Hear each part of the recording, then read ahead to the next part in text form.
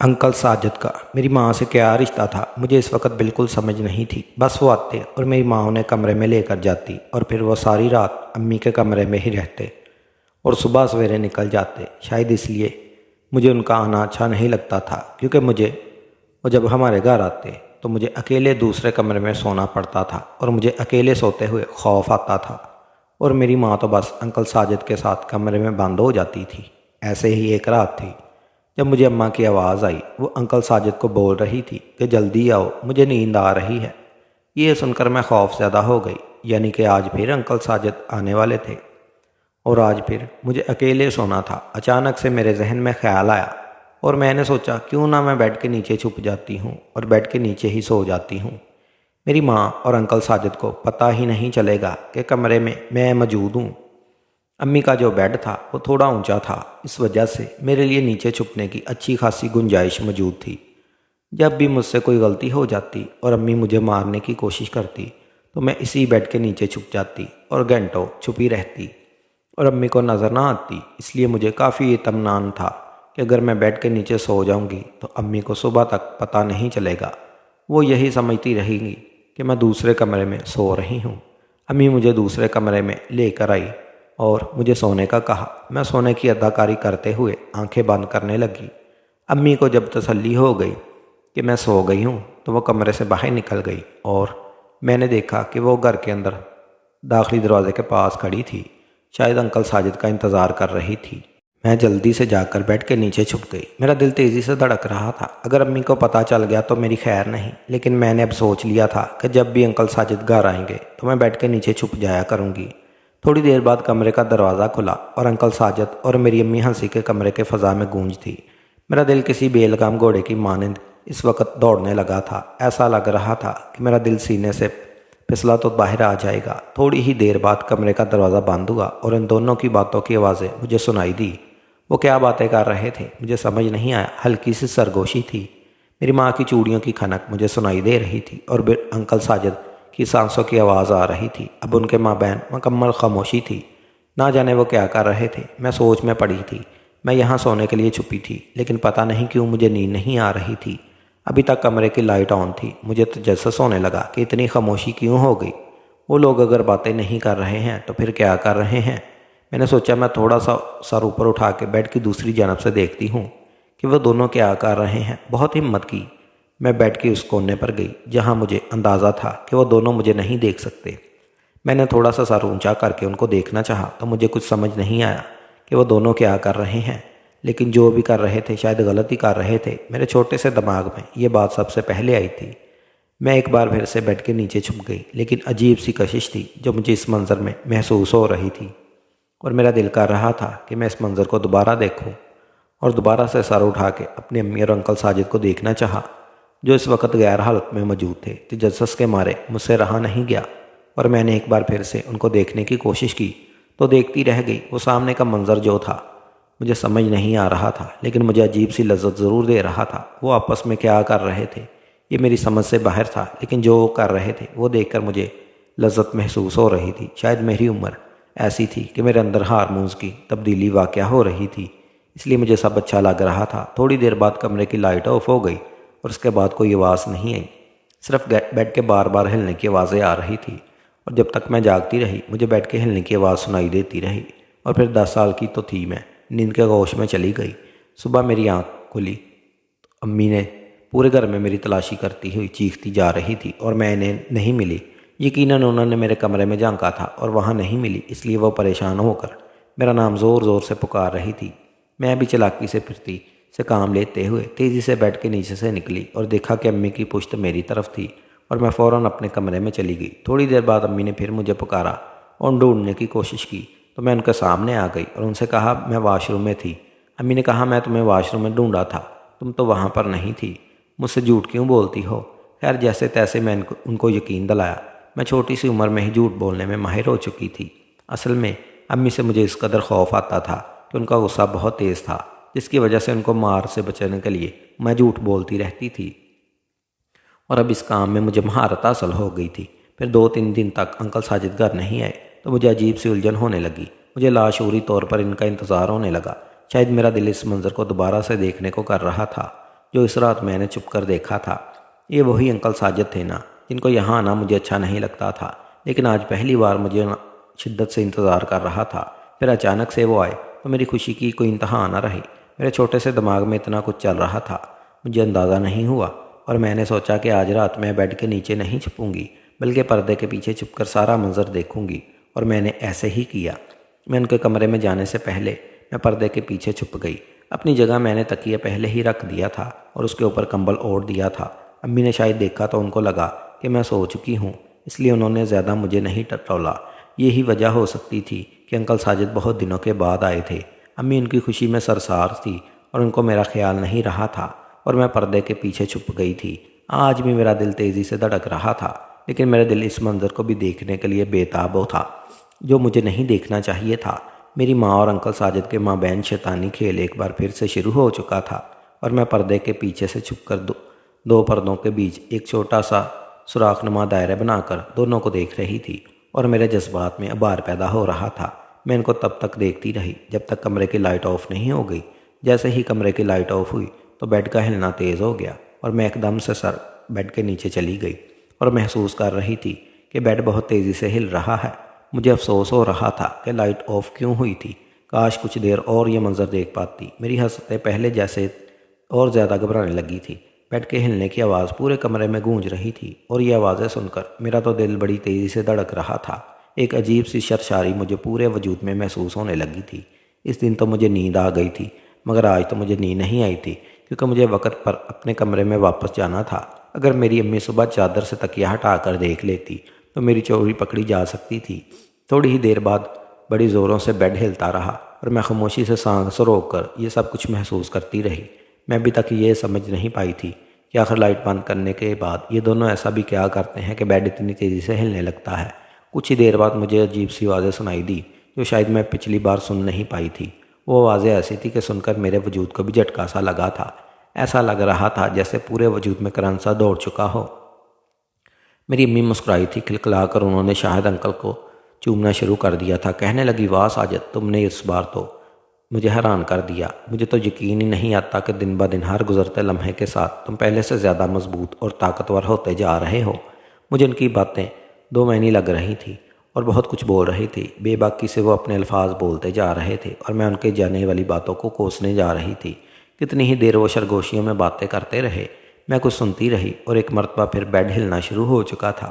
جس طرح وہ باتیں کر رہے تھے، بول رہے تھے، اور میری ماں جو کچھ کہہ رہی تھی، سن کر مجھے کچھ اندازہ تو ہو چکا تھا کہ لائٹ بند کرنے کے بعد اس کمرے میں وہ دونوں کیا کر رہے تھے۔ میں ان بچوں میں سے بنتی جا رہی تھی جو وقت سے پہلے ہی جوان ہوتے جاتے ہیں، اور شاید اسی کی وجہ سے صرف اور صرف یہ تھی کہ میرے گھر میں مجھے چھوٹی عمر سے ہی یہ سب کچھ دیکھنے کو مل رہا تھا، جو کہ شاید مجھے بالغ ہونے کے بعد جاننا چاہیے تھا۔ میں ایک کچی عمر کی ہی اس طرح کے واقعات اپنے گھر میں دیکھنے لگی تھی۔ کچھ دیر بعد جب گھڑی پر 2 بجے، ساتھ ہی گھڑی پر الارم بجا، تو انکل ساجد بیڈ سے اترے اور پھر وہاں سے سیدھا واش روم گئے۔ کمرے میں اٹیچ واش روم تھا۔ ان کے جانے کے بعد میری ماں کتنی ہی دیر بیڈ پر لیٹ کر گنگناتی رہی اور مسکراتی رہی۔ جیسے ہی میری ماں کمرے سے باہر نکلی تو میں نے بھی موقع پا کر وہاں سے اپنے کمرے میں جانے کا فیصلہ کیا۔ دوبارہ اس کمرے میں کیا ہوا میں دیکھنے کی ہمت ہی نہ کر پائی۔ ساری رات وہ آوازیں میرے کانوں میں گونجتی رہی، اور میں کچھ یاد کر کے اپنے وجود میں ایک سرشاری سے محسوس کر رہی تھی جو آج سے پہلے میں نے کبھی محسوس نہیں کی تھی۔ حیرت کی بات تو یہ تھی کہ آج صبح صبح انکل ساجد ہمارے گھر میں ہی موجود تھے۔ میری ماں نے جب مجھے اٹھایا اور میں اٹھ کر کمرے سے باہر آئی تو میری ماں بالکل نئی نویلی دلہن کی طرح تیار ہوئی تھی۔ ان کے گیلے بال ان کے کندھوں پر پھیلے ہوئے تھے۔ انکل ساجد سامنے ہی کرسی پر بیٹھے تھے۔ شاید یہ زندگی میں پہلی مرتبہ تھا کہ جب انکل ساجد کو مسکرا کر دیکھ رہی تھی۔ کل رات انہوں نے میری ماں کے ساتھ جو کچھ کیا تھا، مجھے سب کچھ یاد آ رہا تھا، اور یاد کر کے ذرا بھی غصہ نہیں آیا تھا، بلکہ اچھا محسوس ہو رہا تھا۔ انکل ساجد نے مجھے دیکھا تو اگلے ہی پل وہ کرسی پر بیٹھے ہوئے تھے۔ اپنی ٹانگوں کو کھول دیا اور مجھے کہنے لگے، گڑیا میرے پاس آؤ، کیسی ہو؟ رات کو ٹھیک نیند نہیں آئی؟ اور میں مسکرا کر معصوم بچی بن گئی، ان کے پاس چلی گئی۔ وہ مجھے اٹھا کر گود میں بٹھا چکے تھے، اور پھر دیکھتے ہی دیکھتے ان کا ہاتھ میرے پورے وجود پر گردش کرنے لگا۔ میری ماں اس وقت بغیر دوپٹے کے ہی موجود تھی اور کچن سے باہر ڈائننگ ہال میں ناشتہ لگا رہی تھی۔ وہ مجھے دیکھ کر مسکرا رہی تھی، آنکھوں میں ایک چمک تھی، اور میں بھی اپنی ماں کو دیکھ کر مسکرا رہی تھی۔ میری ماں نے آ کر میرے سر پر پیار کیا، جبکہ اس کے ساتھ ہی انکل ساجد نے میرے گال پر اپنے لب رکھ دیے اور وہ مجھے مسلسل چومنے لگے تھے۔ اپنی گود میں بٹھا کر مزید زور سے اپنے ساتھ لگا لیا تھا اور چوم کر کہہ رہے تھے، شمیم تمہاری بیٹی سے مجھے تمہاری خوشبو آ رہی ہے، یہ تو بالکل تم جیسی ہے، بے حد حسین اور میٹھی سی، بالکل تم جیسی۔ انکل جوید نے اپنا سر میرے کندھے پر رکھ دیا، ان کے ہاتھ میری رانوں پر اور میری کمر پر دوڑ رہے تھے، جبکہ میری ماں ہنس پڑی۔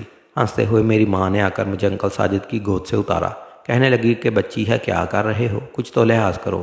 اتنا کہہ کر انکل ساجد ہنس پڑے اور مجھے مجبوراً اماں کی زبردستی اتارنے پر، ورنہ نہ جانے کیوں مگر مجھے ان کے ساتھ وقت گزارنا اچھا لگ رہا تھا۔ ناشتہ کرنے کے بعد جب انکل جانے لگے تو انہوں نے اپنی جیب سے 1000 کا نوٹ نکال کر میرے ہاتھ پر رکھا، جبکہ میری ماں کو 5000 کا نوٹ دیا۔ کہنے لگے یہ رکھ لو، استعمال کر لینا، اور میری ماں خوشی خوشی ان پیسوں کو مٹھی میں دبا چکی تھی۔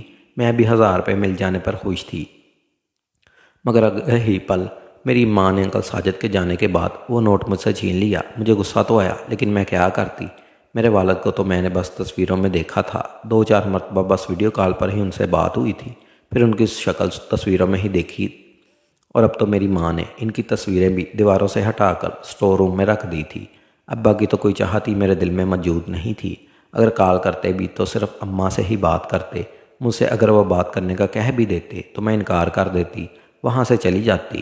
شروع میں جب میں ابا سے بات کرتے ہوئے انکار کرتی اور رونے لگتی تو ماں مجھے یہی کہتی کہ ارے پاگل، تمہاری وجہ سے ہی تو تمہارے ابا اتنے دور گئے ہیں تاکہ اچھا کما سکیں، تمہارے لیے کھلونے لا سکیں، اور تم ان سے بات ہی نہیں کرتی۔ میں بھی روتے ہوئے ابا سے بات کر لیا کرتی تھی، پر انکل ساجد بھی وہیں پر جایا کرتے اور ابا جان سے کہتے کہ تم میرے گھر کے ذمہ داری اچھے سے اٹھا رہے ہو نا، تو انکل ساجد کہتے کہ ہاں فکر مت کرو، بھابھی مجھے جو کہتی ہیں ان کی بات پوری کرنے سے پہلے ہی مان لیتا ہوں۔ اس بات پر اماں کو کمر پر چپٹی بھی کاٹ دیا کرتے تھے۔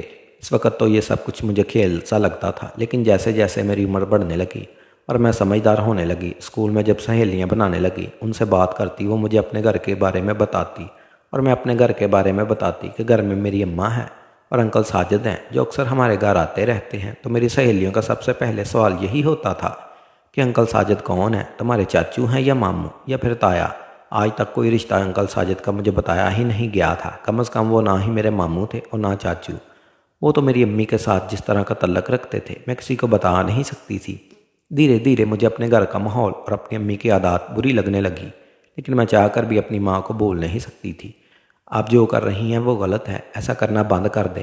میری عمر اب 14 برس ہو چکی تھی اور اس وقت سے پہلے ہی میں جوان ہونے لگی تھی۔ میری ماں ایک صحت مند عورت تھی اور یہی وجہ تھی کہ اس کی عمر میں میرے جسم پر بھی گوشت چڑھنے لگا تھا۔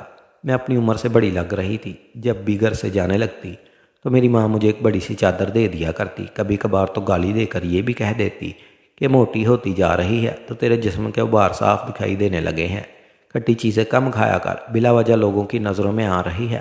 تو وہ انکل ساجد جب گھر آئیں تو دوپٹہ کر کے باہر آیا کر، ایسے ہی باہر نکل آتی ہے۔ میں نے اماں کی ساری باتیں سن لی اور ان پر عمل بھی کیا۔ انکل ساجد جب بھی آتے تھے اور ابھی بھی کمرے میں بند ہو کر میری ماں کے ساتھ وقت گزارتے تھے، کبھی کبھار جذبات کے ہاتھوں میں مجبور ہو جاتی یا پھر کمرے میں کیا چل رہا ہے یہ دیکھنے کو جی چاہتا تو میں دروازے سے کان لگا لیا کرتی۔ اندر سے آنے والی آوازیں مجھے صاف سنائی دیا کرتی تھی، اور جیسے ہی مجھے لگتا کہ کمرے سے باہر آنے لگا ہے تو میں جھٹ سے ہٹ کر اپنے کمرے میں آ جاتی۔ جیسے جیسے میں بڑی ہو رہی تھی انکل ساجد کی نظر اب مجھ پر بھی پڑنے لگی تھی۔ وہ مجھے غلط نظروں سے دیکھنے لگے تھے، بالکل ویسے ہی جیسے وہ اماں کو دیکھا کرتے تھے۔ مجھے یہ سب کچھ اچھا نہیں لگتا تھا۔ ایک روز میں نے سوچا کہ یہ سب کچھ تبھی ٹھیک ہو سکتا ہے اگر ابا واپس آ جائیں، اتنے سال گزر چکے ہیں، وہ دبئی میں ہے، اگر پاکستان آ جائیں تو ہو سکتا ہے میری ماں بھی سدھر جائے اور وہ بھی ساری ضرورت ابا ہی پوری کرنے لگے جو انکل ساجد کرتے آ رہے ہیں۔ میرا تو من اب ماں سے بھی بھرنے لگا تھا، ایک نفرت سی تھی جو میرے دل میں ان کے لیے آنے لگی تھی۔ ایک روز میری ماں بلا وجہ ہی مجھے ڈانٹنے لگی اور مجھے مارنے تک آ گئی، تو میں نے غصے سے کہا ابا کو کال کر کے سب کچھ بتا دوں گی۔ میری امی چھٹیاں پکڑ کر بولی، کیا بتائے گی ابا کو، کیا بتائے گی، جلدی بتا۔ ماں دھمکیاں دیتی، میں اس کے قدر غصے میں تھی کہ غصے میں کہنے لگی ہاں سب کچھ بتاؤں گی، جو کچھ آپ اندر کمرے میں انکل ساجد کے ساتھ کرتی ہیں میں سب کچھ جان چکی ہوں۔ ایک لفظ ابا کو بتاؤں گی تاکہ وہ پاکستان واپس آ جائیں اور اس انکل کے ساتھ سبق سکھائیں۔ اتنا سننا تھا کہ میری ماں نے مجھے مار مار کر لہو لہان کر دیا۔ میرے پاس جو ایک عدد موبائل موجود تھا وہ بھی مجھ سے لے کر توڑ دیا۔ کہنے لگی کہ تیرا باپ تو ہے ہی نامرد، کیا کیا اس نے آج تک میرے لیے، ساری زندگی دوسرے ملک گزار دی، وہاں پر خود ان گوری میموں کے ساتھ رات رنگین کرتا پھرتا ہے، اور میرے جذبات کا کیا؟ اس لیے شادی کی تھی کہ 2 راتیں ساتھ گزار کر اور پھر دوسرے ملک چلا گیا اور میں ترستی رہوں۔ اس نے خود ہی اپنے دوست کو ساری ذمہ داری دی تھی، تو اب وہ ذمہ داریاں نبھا رہا ہے۔ تجھے کیا تکلیف ہو رہی ہے؟ میری ماں مجھے بے حد باتیں سنا کر وہاں سے چلی گئی۔ شاید ہی کسی ماں نے اپنی بیٹی سے اس طرح کی باتیں کی ہوں جس طرح کی باتیں میری ماں مجھ سے کر گئی تھی۔ میں نے اپنی ماں سے بولنا بالکل ہی بند کر دیا تھا، بس اسی انتظار میں تھی کہ کسی طرح ابا سے میرا رابطہ ہو جائے اور میں ابا کو اس بارے میں آگاہ کر دوں کہ اس روز میری ماں بازار سے سودا لینے گئی ہوئی تھی اور میں اپنے کمرے میں اکیلی بیٹھی تھی۔ مجھے کیا خبر تھی کہ انکل ساجد کے پاس بھی اس گھر کی فالتو چابی موجود ہے۔ وہ بہت دیر تک دستک دیتے رہے۔ میں جانتی تھی کہ انکل ساجد ہی ہوں گے، لیکن جب دروازہ نہ کھلا، دوسری چابی سے دروازہ کھول کر وہ اندر آ چکے تھے۔ میں جو اپنے ہی دھیان میں کچن میں کام کر رہی تھی، ایک دم سے انکل ساجد کو وہاں پر دیکھ کر گھبرا گئی۔ مجھ سے کہنے لگے، تمہاری اماں کہاں ہیں؟ میں نے سخت لہجے میں کہا کہ بازار گئی ہیں سامان لینے۔ اور آپ بغیر اجازت گھر میں داخل کیوں ہو گئے؟ جاؤ یہاں سے۔ لیکن اگلے ہی پل بجائے دور ہونے کے اپنے ہونٹوں پر زبان پھیرنے لگے۔ کہنے لگے، اچھا کیا ہو گیا؟ اگر ماں نہیں ہے تو بیٹی صحیح۔ جب تک ماں نہیں آتی تب تک میں بیٹی سے ہی دل بہلا لیتا ہوں۔ اتنا کہہ کر وہ میرے قریب آنے لگے اور اگلے ہی پل قابل اعتراض حد تک وہ میرے قریب آ چکے تھے۔ میرے بدن کو نوچنے لگے، اپنے سخت ہاتھوں سے میرے نرم جسم کو بڑی بے دردی سے کھینچ رہے تھے۔ جب مجھے کچھ سمجھ نہ آیا، میں نے پاس پڑا گلدان اٹھا کر انکل ساجد کے سر پر مارا، جس کی وجہ سے وہ بے حد ہوش ہو گئے۔ میں مارے خوف کے چلانے لگی اور کچن کے کونے میں جا کر بیٹھ گئی۔ انکل ساجد اتنی دیر فرش پر پڑے رہے اور پھر مر گئے۔ میں اس قدر گھبرائی کہ وہیں بے ہوش ہو گئی۔ جب ہوش آیا تو گھر میں پولیس آئی ہوئی تھی، تفتیش کی جا رہی تھی۔ چیخلیں چلانے کی آوازیں شاید کوئی پڑوسی سن چکا تھا۔ میرے والد کو اطلاع کر دی گئی تھی، اور میرے والد بھی، جو کئی سالوں سے دبئی میں تھے، وہ وہاں پر دوسری شادی کر رکھی تھی، مجبوراً پاکستان واپس آئے۔ میری ماں نے جب اپنے عاشق کو اس حالت میں دیکھا تو وہ پاگل ہو گئی، رونے پیٹنے لگی، چیخنے لگی، یہاں تک کہ مجھے مارنے کو بھی آئی کہ تیری وجہ سے ساجد مر گیا۔ جبکہ میں نے روتے روتے پولیس کو بھی بتایا کہ یہ شخص میری عزت پر حملہ کرنے والا تھا اور میں نے خود کو بچاتے ہوئے اس کے سر پر گلدان دے مارا۔ میرے والد بھی باہر سے آ چکے تھے، ان کے پاس پیسہ تھا، میں ان کی بیٹی تھی اور مجھے جیسے تیسے وہ اس کیس سے آزاد کروا چکے تھے۔ جبکہ میری ماں کو جب ہوش آئی تو وہ شرمندہ ہو گئی، میرے باپ سے معافی مانگنے لگی، لیکن میرے باپ نے میری ماں کو طلاق دے دی اور گھر سے بھی نکال دیا۔ وہ گھر میرے نام کر دیا۔ انہوں نے ایک امیر شخص سے میری شادی کروا دی۔ مجھے ساتھ تو نہیں لے جا سکتے تھے، البتہ مجھے ماہانہ اتنے پیسے بھیجنے لگے جس سے میں یہیں رہ کر گزارا کر سکوں۔ جبکہ میری ماں تو ساری زندگی گناہ کرنے کے بعد آخر میں جس طرح مری، خدا ایسی موت کسی دشمن کو بھی نہ دے۔ میری شادی 19 سال کی عمر میں ہی میرے ابا نے خاندان کے ایک لڑکے سے کروا دی تھی۔ اب میں اپنے سسرال میں خوش ہوں، اپنی ازدواجی زندگی میں پرسکون ہوں۔ ہاں، لوگ آج بھی مجھے میری ماں کے نام سے اکثر تانے دیتے ہیں۔ یہ تھی ناظرین ہماری آج کی کہانی۔ اگر پسند آئی ہو تو کہانی کو لائک شیئر کر دیجئے اور میرے چینل کو سبسکرائب کر لیجئے تاکہ مزید اس طرح کی ویڈیو آپ کو ملتی رہے۔